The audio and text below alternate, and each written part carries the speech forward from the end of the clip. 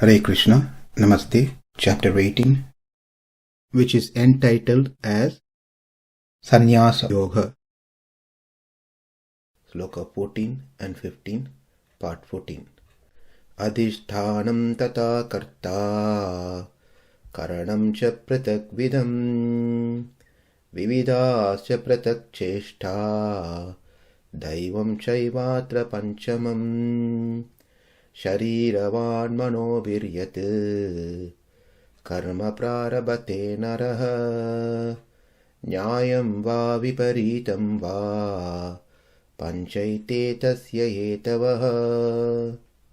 For all actions, whether those actions sanctioned or prohibited in the scriptures, when a person starts to perform them through one's body, words and mind, there are 5 causes.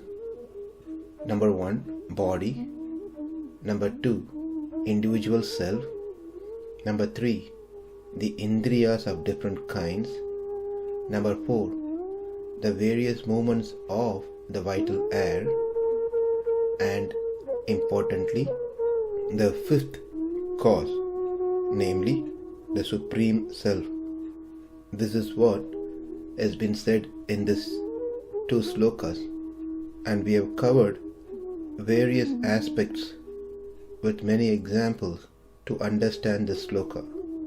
Whatever we covered on this topic past 13 sessions, how much it was conveyed well in the way everyone can understand, we are not sure. And how many of them have understood the message is also not sure. Maybe it was too philosophical to understand about the concept of who the doer is. There may be still some doubts lingering in the mind. To make it easy, we will narrate a story that has been recorded in Mahabharata. But before we go there, one small point. Bhagavad Gita is not a storybook. It is full of philosophy. One may think it is too much of philosophy. It's very hard to understand. I wish it was a story. Yes, story makes things easy for us to understand the harder subject matter, but we just cannot settle on stories all the time. We have to grow and also try to put some effort to understand the philosophy.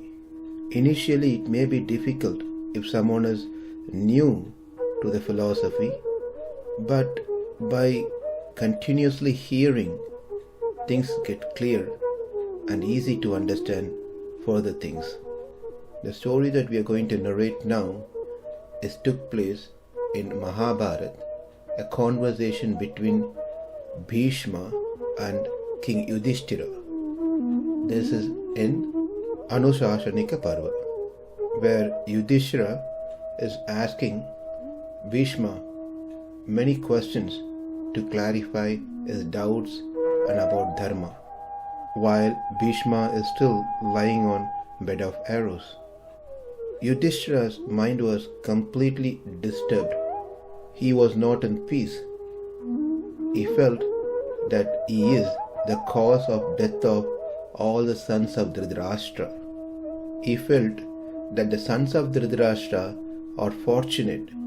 They don't have to go through what he is going through right now because they are dead. And that is the case we have seen in the world.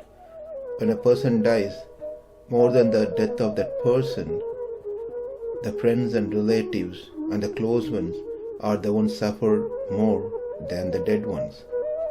In this case, the sons of Dhritarashtra are dead, whereas Yudhishthira Maharaj has to go to mental torture and pain seeing Bhishma lying like this and other friends and relatives of those who died suffering because of their beloved ones being dead. So Yudhishthira thinks it is only those who follows the dharma correctly suffers a lot. The others don't. rather dying would have been much better than living to watch all this. And I am not sure which hell is awaiting for me for doing this sinful act. And I am not even sure if there is any remedy, prayachitta, to escape the hell. I am the cause of everyone's death. I killed them. I've got a lot of sins and I'm going to go to hell, as I'm not sure if there is any remedy to nullify my sins.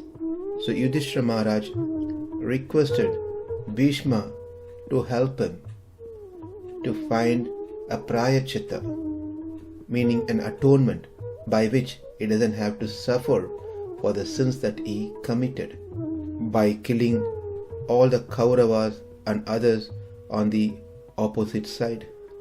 Bhishma in response said, "Well, why do you say so, Yudhishthira? Bhima is the cause of killing all 100 sons. It's not you. Arjuna also killed many great warriors. Therefore it is not you. Nakula and Sahadeva has killed many warriors. So it's not you. Then why do you say you are the cause of everyone's death?" And Yudhishthira Maharaj in response said, "Well, we are all one group. We work together as one team to kill them." Bhishma said, "Whomever Arjuna killed, you accept that those are not killed by you, correct?" "Yes." "Whomever Bhima killed, you accept that those are not killed by you, correct?" "Yes." "Whomever Nakula and Sahadeva killed, you accept that those are killed by them, not by you." "Yes." "Likewise, what I am saying to you is those who were killed by you are also not killed by you."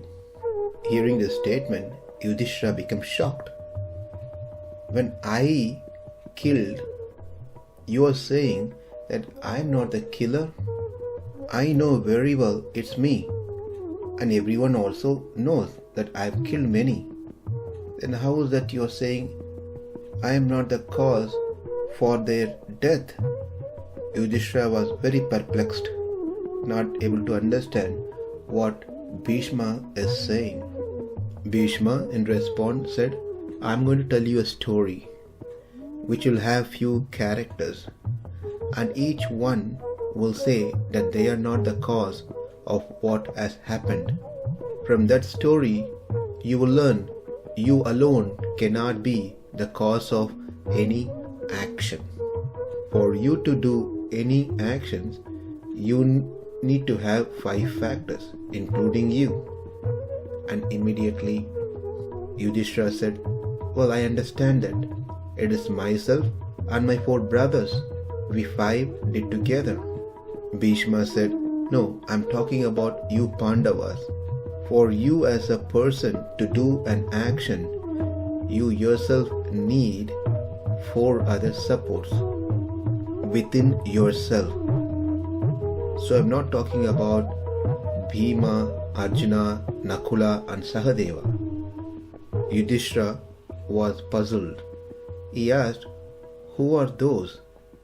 Bhishma said, "Your body, your senses, prana, yourself as Jivatma, and the 5th important cause is Bhagavan, Ishvara. Therefore, Yudhishthira, there's no point in you claiming the action belongs to you alone. Without the help of other 4, you wouldn't be able to do anything. You wouldn't be able to lift the bow and arrow. You would not be able to ask these questions to me either. So the story I'm going to tell you is to make you understand that you are not the cause of what has happened.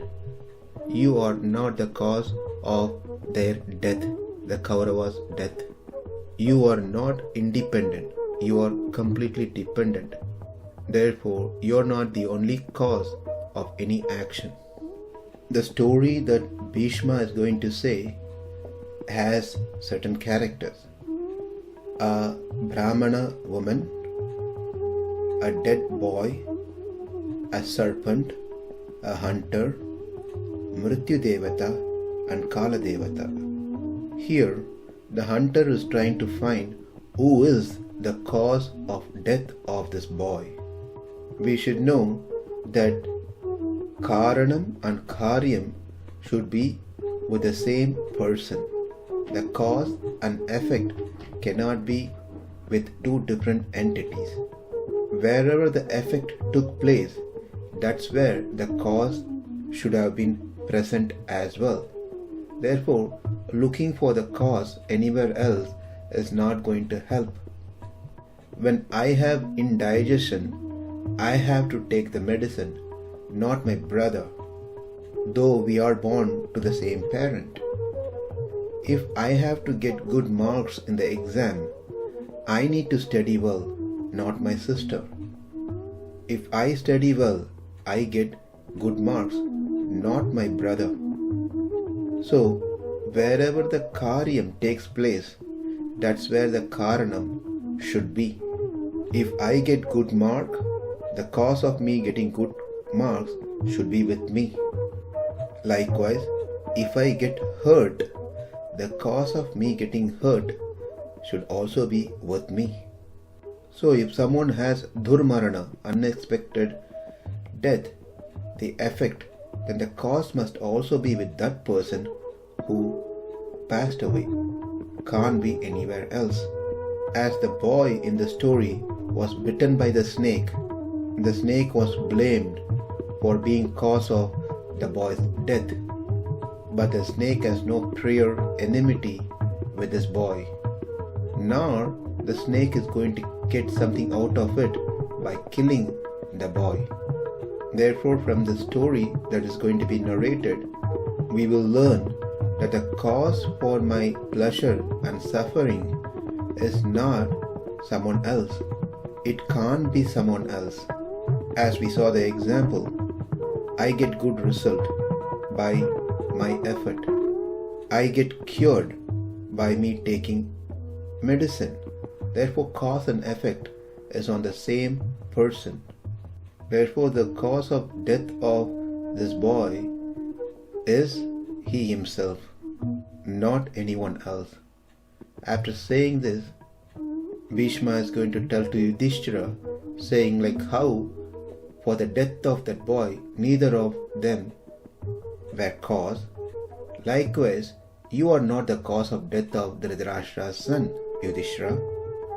Now Yudhishthira got confused further. He was expecting at the end, after telling the story, that Bhishma is going to tell like how the boy is the cause of his action. Likewise, you are the cause of your action.